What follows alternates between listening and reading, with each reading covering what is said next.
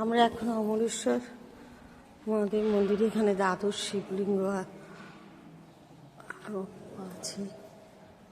সৌরাষ্ট্র, গুজরাট, সোমনাথ, মল্লিকার্জুনম অন্ধ্রপ্রদেশ, শ্রীশৈল পর্বত, মহাকালেশ্বরম উজ্জয়ন মধ্যপ্রদেশ,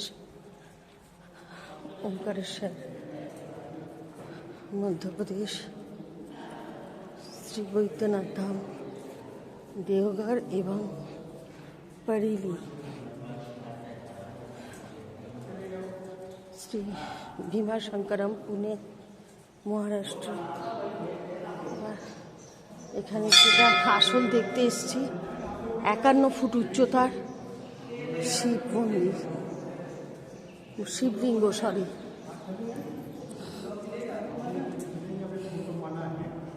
ওম নমঃ শিবায়। এটি ভারতের সব থেকে উঁচু শিবলিঙ্গ।